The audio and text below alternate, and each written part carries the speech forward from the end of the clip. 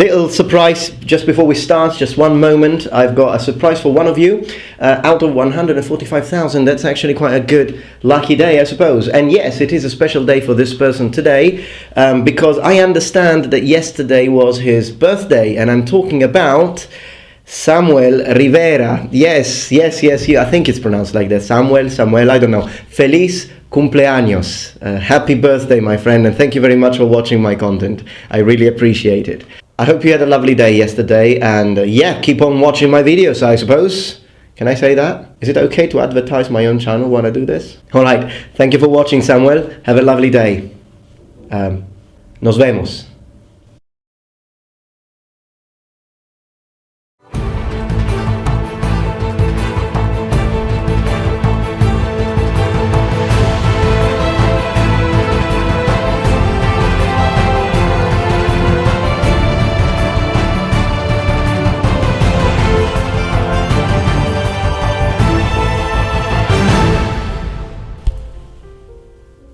Hey noble ones, welcome back to my channel. This is the Metatron speaking. Well, first of all, thank you very much for clicking. I appreciate that you find it interesting to hear a little bit about my own story. I always focus on history. Today we'll focus on a single story.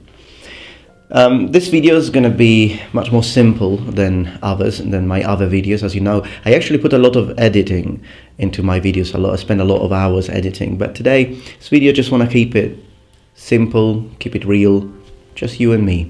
Not particularly difficult editing. So, my life.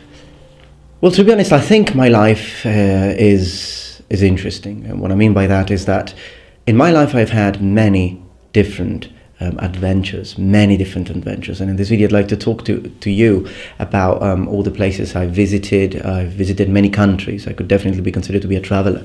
I have lived in many different countries, and of course, as you know, I have learned many different languages, and I will also tell you how, when and why I picked certain languages, and why I did it, and how I did it. So yeah, there will be also, we will talk about my martial experience, what martial arts I have practiced, when, why.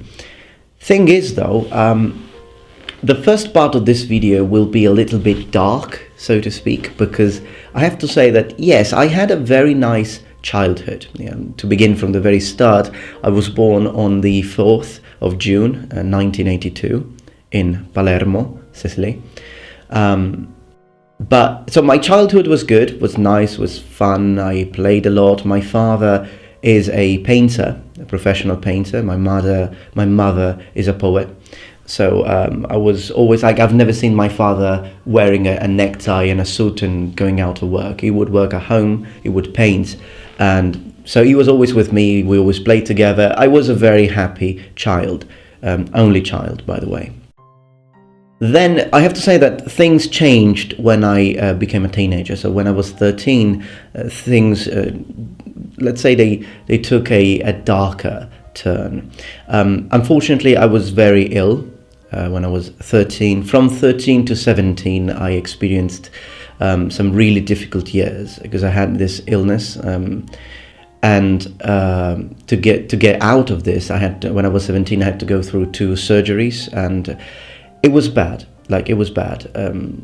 I remember the doctor who operated, the surgeon, just before the surgery, he told me, I was 17 again, and he said to me, I still remember it as if it was yesterday, he told me, Raf, and by the way, I always say Metatron, but my name is Raffaello, like the painter.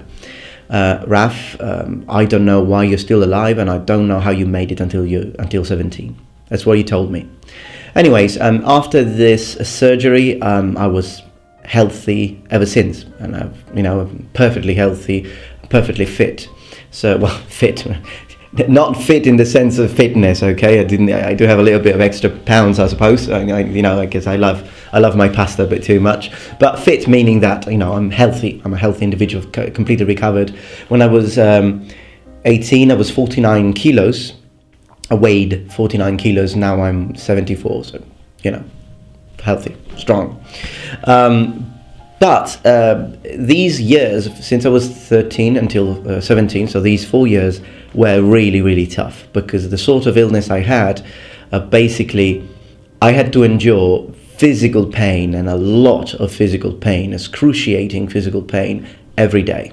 So that was bad. It was, at first, it was a nightmare. Okay, first year was a complete nightmare. I was like, can't go through this. But then as time progressed, I got used to it. And I have to say that I'm an individual, and I have many flaws. There are many things that I'm not good at, but I'm good at enduring pain, because it's just, I know that some of you can relate to that.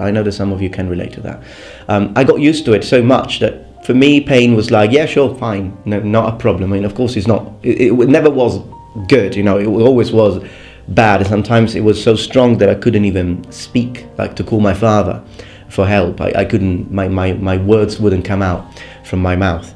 But it gave me something, like, how human mind always finds a way to survive through things, to get through, and we're built for survival. So I learned to endure. I think my best aspect, the best part of my personality is my discipline. I'm a very disciplined individual. When I say I do something, I do it. I'm the sort of guy who can get things done. Okay, and in fact, in my life, I'll tell you about all the jobs I've done. I've tried lots of different kinds of jobs, and I have to say the one thing that people couldn't say was that I didn't work hard. I'm a hard worker, and I've learned my discipline through this endurance of pain. So I'm actually, I wouldn't really say 100% that I'm grateful for it, but it gave me a different perspective to life. So probably I wouldn't be where I am now if it wasn't partially for this experience I had. So 17, oh yeah, by the way, when I was 14, regardless of the fact that I wasn't healthy, I fell in love for Japanese stuff and history, like samurai, the samurai helmets, katana, and then the knights, European knights. And the reason for that is because I started playing video games, because video games were a way from, and reading manga and all that stuff, because they were a way to get out of my everyday reality, of the pain I had to go through and all that stuff. So, and by the way, all this pain sort of made me, I was very shy. I was a very shy lad. And when I was 14, I didn't have friends at school. Well, I did have one friend at school. He was cool. He sort of, maybe he liked me because I was very introverted. So he was like, yeah, he's cool, let's hang out. It's when I was 16 that I started making friends. But when I was 14, 15, 13, I didn't have any friends. I didn't speak much. In fact, there was one teacher at secondary school, and she was a good teacher, I think. She was my teacher of history of art, and she could look through me. She was a very intelligent woman. And in fact, one day she told my mother, and she said, this boy has a weight on his shoulders bigger than him. And she was right. I never told anyone, but I kept it for me. But she could see through that. So anyways, when I was 14, I went into my video games and into my role-playing games, imagining all these fantasy worlds and imagining to be a samurai or a knight. And it helped me endure and go through all that. So that's when I started to fall in love with all these things. And there was a game that really sort of left an impact on me. I'm sure you all have your own, but for me it was the video game Street Fighter 2. It was, again, when I was a teenager in the 90s, that was a big hit, and we all liked it. And I really liked this character, Ryu, the Japanese karateka. And I liked him so much that I found a dojo, and regardless of the fact that I wasn't a healthy boy, I still wanted to practice martial arts. So I went there, and I didn't do very well, but I practiced first Shotokan karate for 4 years. So I did. I went. I think I went up to green belt, although I didn't make it to black. I wasn't very good, but I enjoyed it. I would go there. I would learn the technique, Kihong, and all the Mawashigeri, Maegeri, the punches and everything. So I did that, and then as I said, when I was 17, finally surgery. It was a good year. It was a good year because it was the year when I got my first girlfriend. So that was nice. A new world opened. And also it was the year that I went through that surgery, and she was with me and as well. She was very supportive towards me, and she helped me go through and have the courage to do it. So I did that, and the day of surgery was a bit of a difficult day. Because on the first surgery, it all went well, but on the second surgery, In both cases, they gave me complete anesthesia, so I was meant to sleep through the whole thing. But on the second surgery, I actually woke up in the middle of the operation, which was rather traumatic, I'd say. Not too much, but not because I saw anything. I didn't see anything, but the pain. I felt the pain, so that was bad. But luckily, they noticed it. The doctors noticed it, and so they put me asleep again. But then when I woke up, I was like crying, and I was freaking 17, and that wasn't supposed to happen. So like my father was also again very supportive, and I have a lot of respect for him. So went through that, and then I turned 18, and I was a healthy man. I was a healthy man, sort of a healthy, what would you say, adult? Well, yeah, in Italy, 18 years old is already an adult, sort of. So it was a different life opened in front of me, and I had to go for conscription, so I was in the military, not really military. I think in America you don't call it military. In Italy we do. Basically, I was in the Navy, so I went there. I served not the entire thing, but if you want to know more about this, I actually have a specific video dedicated to that with all the details. So let's say that I served for some time in the Navy. Then I came back, and I decided I wanted to go to England, because up to then I didn't know much English. Okay, I only could speak Italian. I didn't know a little bit, but not much. So that's when things changed completely. I just left everything and moved to England alone. Just my family, both artists. They're like my father is cool. He still has long hair and everything, beard. He's a cool man. So like, yeah, go. So I went to England. I had no. I did have relatives, but not where I lived. It's like I did have relatives, but I basically never really visited them. Maybe a couple of times, maybe once, I don't remember, but yeah. So I moved to England, and I spent 2 years there, and that's how I have learned English. I had to do lots of things. It was tough sometimes because we never were a rich family. So everything I wanted, I had to work for, which is a good thing. I'm grateful for that. But, you want to live in England, you got to do something. So the time I was in England, it was a time where I wanted to build my discipline and the way my mind could overcome everything, my mind over the body sort of thing. So yeah, I was very disciplined. Like every morning, wake up at 6:30, do what you got to do, get out even if it's snowing and raining and stormy and whatever. Go if you need to go, do your work and everything. So, and then I learned English, but I also spent some time I was sharing a flat with a Japanese for a little bit of time. And then I started thinking, because you got to understand that I actually dropped off from school. I stopped going to school when I was 16. So I stopped going to school when I was 16. I was going to an artistic secondary school, because in Italy you got to choose, you got to pick the sort of specialization you want, even with secondary school, high school. So I stopped going to school, and then I just moved to England, and I still didn't even have a secondary school degree. Okay, so I lived there for 2 years, but then I was thinking, when I'm back, I want to change, because I was terrible at school. I was terrible. I had like super low marks. I was terrible. Like I didn't want to do anything. But please keep in mind that it was a period where I wasn't fit, when I was ill. So I think that was part of it, not justifying myself, not just a form of justification, but I think that was one of the reasons why, now that I think back. So I came back, and when I came back, by the way, in these 2 years that I spent in England, I never spoke Italian. There was another thing. I wanted to focus entirely on the language. So I wanted to learn English. So I did not speak one word of Italian. And I only had contact with my parents through letters. Back then letters were still a thing, and so that I wouldn't have to speak the language, because I just wanted to focus on English, and that's what I did. So when I came back, I was already rather fluent in English, not perfect, not even now. I could understand people, and I could make myself understood. So I changed. I decided I want to go back to secondary school. So I finished secondary school, little late. And I picked a language one. So then I started studying, other languages like French, for example. That's when I started learning French. Although I did learn some French in England as well, because I lived a little bit with a French friend, and we could speak French. I'm Italian, let's learn some French, shall we? So I did study some French with him, this friend of mine. And then as I came back, I continued studying it at school. And in fact, I did make one video in French. If you are curious, I'll leave a link in the description. So I finished high school, and I'm like, what am I going to choose for university? And then I thought back of my passion for Japan and samurai and everything that I had when I was younger.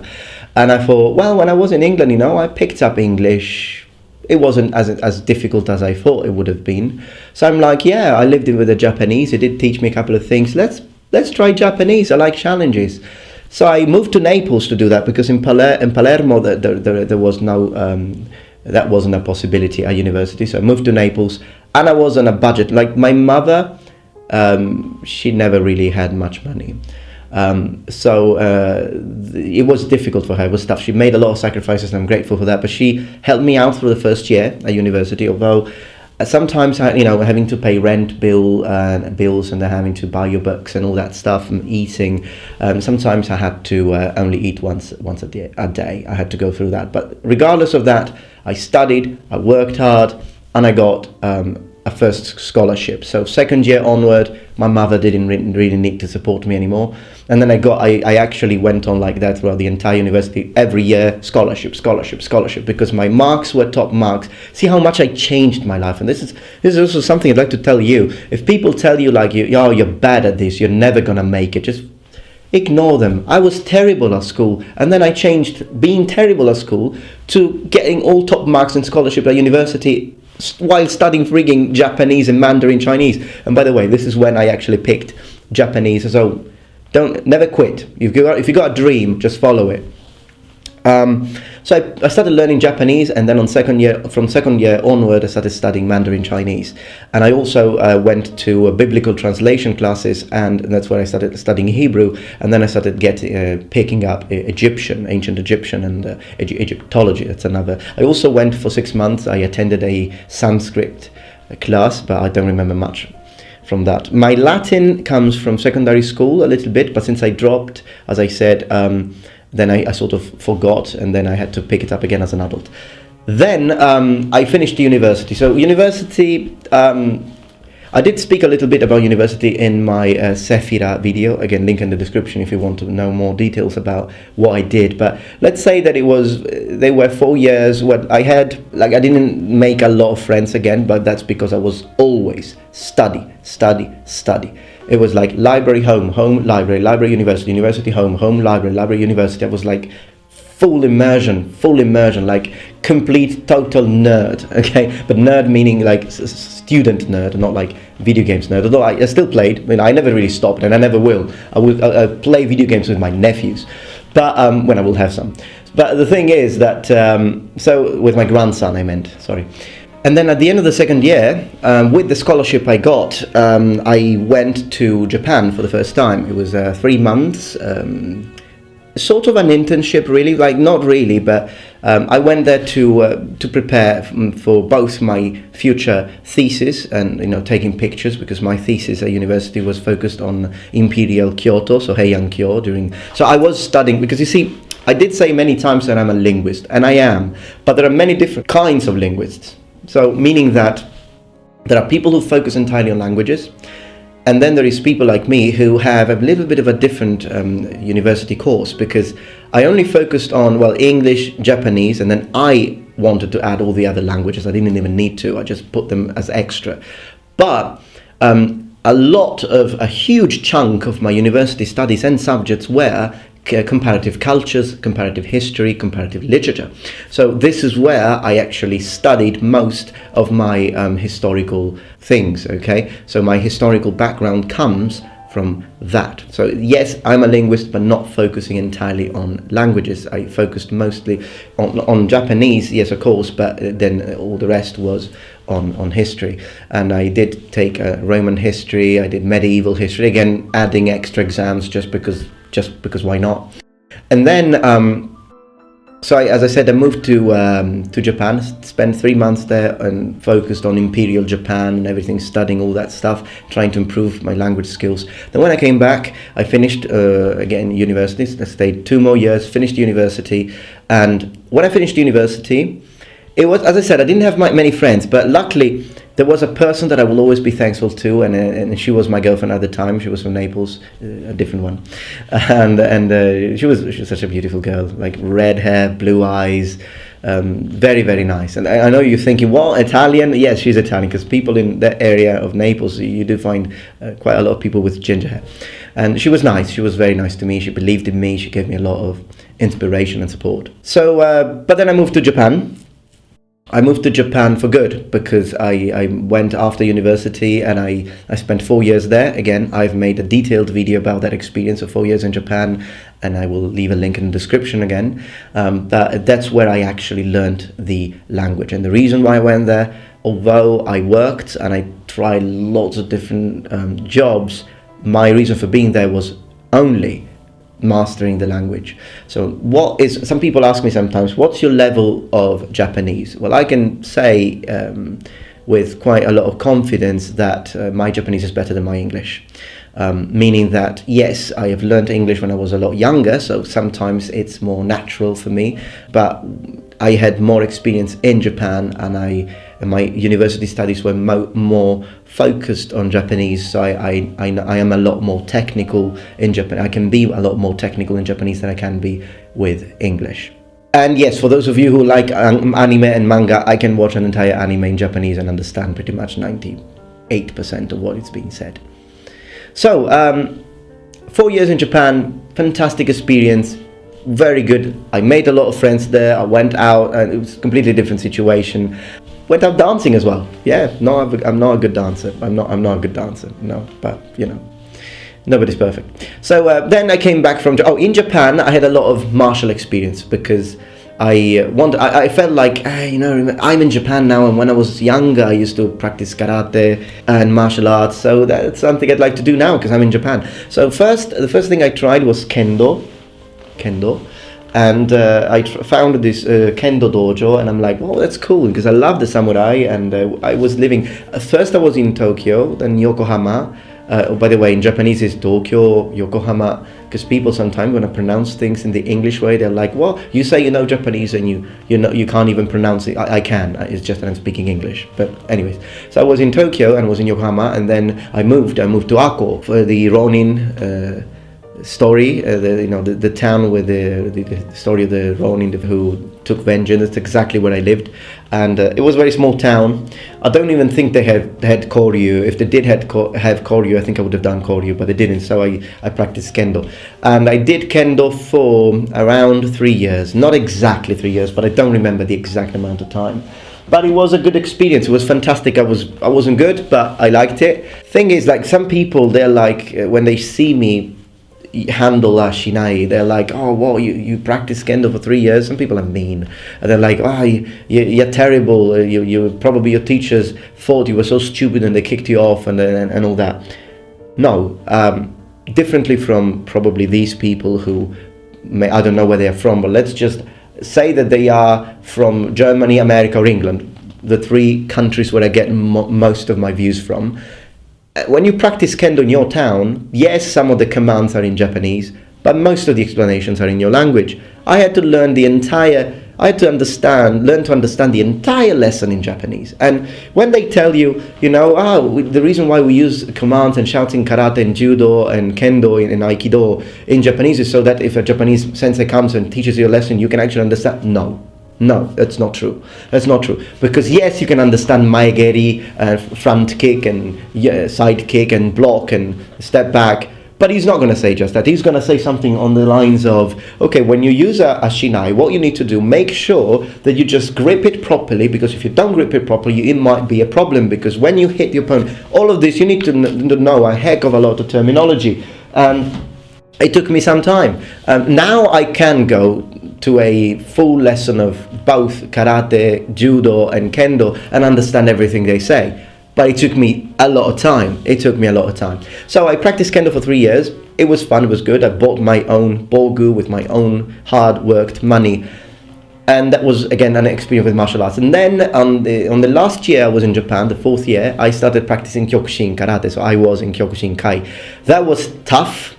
It hurts a heck of a lot, but it's good, and I think it's better personal experience, but I think Kyokushinkai is the best karate style, because respect to all the others, of course, but I think it's the best one because you hit and you learn to be hit really. Like when they hit you for KO, it's not like I hit you once and then they stop the fight. No, you continue until one of the two it just goes on the floor down. So it's good in that respect. I think it's a pro, but it's tough, of course, because you need to learn. Even if something is not perfectly executed, as long as it works, sort of, it's an interesting style. So I practiced that one, and no, my sensei loved me. Because first I was the only foreigner in the dojo, the only Italian in their life anyway, in their lives. And secondly, they appreciated the effort and the discipline I had. And I went there with a humble heart, telling them, hey, Japanese is not my first language, but I can speak it. So I'm here, I want to learn, please teach me. And for the first 3 months at Kendo, my sensei didn't allow me to join in. He's like, no, you can't join, you gotta watch. And I'm like, hai, wakarimashita. And then I watched. I would stay there 1 hour and a half, watch, sitting in seiza, the traditional way of sitting. And then when it was finished, I would say, arigatou gozaimashita, and I would leave. So, no, I wasn't arrogant as some people think I was. And they liked that. In fact, after 3 months, he let me in. He gave me, I still remember, he came towards me with a shinai and gave it to me. It was like the last samurai in reality, not that I'm like, Tom Cruise is really cool, but what can I say? But yeah, so it was cool. So he gave me the shinai and shinai is like, please come in. And that was it. So Japan was good. I did a lot of different jobs. I already had a university degree and I could already speak 3 languages, but I had no problems doing any sort of job. In fact, when I hear the youth in our day and age saying, there is no job, it's so tough, etc. But are you willing to sacrifice? Because there is job. The thing is, there are too many jobs that you're not willing to do. Not you, I'm saying. It happens a lot. And I know some of my friends are guilty of that. Me, not a problem. It didn't... I cleaned toilets. I was a dishwasher until 2 a.m. For a few months. When I tell you that I did something, it's always a few months. It's never like 2 weeks. It's always minimum a few months to perhaps a year sometimes.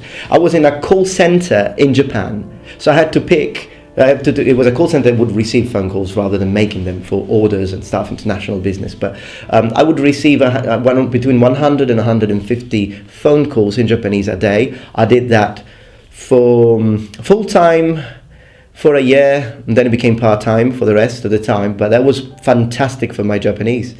At first, my hand was so shaking. At last, they couldn't tell I was in Japanese on the phone. Then I worked in a restaurant, Italian restaurant. Again, we're talking years. Then as a waiter. Then I worked as a teacher. I was teaching every Wednesday. I would be teaching an Italian class to Japanese. 7 students, 1 girl and 6 boys. Very nice people. Then I started working as an interpreter and as a translator. Things stepped up. I hate translating, by the way. So, after my experience in Japan, came back home to Italy. People told me, don't come back to Italy. There is a crisis. Stay there. You will never find a job. I found a job in 2 weeks. So I'm just saying, don't listen to them when they try to discourage you. Just do your best. Work hard. Things are going to work out for you. So I came back home and I found my first job. I worked as a set production assistant for an American movie or film company, which they were making a film. They were shooting some scenes in a beautiful area here near Palermo, near Trapani, the sea there, and I participated to that. That was good. It was good pay as well. It was a good pay, so I started finally having some money, because money has always been a problem in my life, but then it was good. Like my friend Salvo, you often see him on my channel. He worked with me as well on that occasion. We worked together. It was a lot of fun. Then we would also sleep in the same hotel room. We had a lot of fun. I'd go to work every morning together. We did that for a couple of months, and then a month and a half, I think it was. And then I came. Then I was again unemployed, but I immediately found a job as a school teacher, and I started teaching English at school, secondary school. So I did that for 2 years and a half years. Now I still do it, but now I work a lot less. Like I was a full-time teacher back then, but now I'm not a full-time teacher. I teach, but I only teach certain projects, and I teach as a language expert. So I also teach Japanese, not only English. So, and now, as you know, I'm a YouTuber. So my life, I'm grateful for my life. I think I had a very good life, and now I just said the most important things I would imagine, but there are many others that I have skipped. My life has been good. I'm grateful for the positive times and the negative times, for darkness and for light. Because at the end of the day, there is no human who goes through this earthly journey who doesn't experience grief and pain and sorrow. Life sometimes is nice, other times it's a straight and narrow path, I suppose. But as long as you do all your best, you just gotta have the courage. You just gotta have the courage. Sometimes, as I said, I freaking went to England when I was a teenager, alone. I went to Japan, but this paved the way to my career. If I hadn't done it, what would I be doing now? So, this is my suggestion for all of you, but because I know that many of you are rather young who watch my video. Never stop being yourself, believe in your dreams, and you will succeed. But you must put in the effort, whether it's tough or not. Alright, so this was pretty much now I'm a YouTuber. I've got a fantastic community of people who watch my content. I really appreciate your time. I'm rather amazed if you have watched this video until now, because it's a very long video, and as I said, I didn't put much editing into it. But I really appreciate it, and I thank you very much for your support. This is again another dream which has come true. To become a YouTuber, I would have never thought that. So, but I didn't mention that I play the piano as well. I studied the piano for 8 years, I think. Links in the description if you want to hear me play. And that was another thing I did, 8 years of piano. Completely forgot about that. So yeah, that's me, Raffaello, or Metatron, aka. Thank you very much for watching, noble ones. And remember, the Metatron has spread his wings. Goodbye.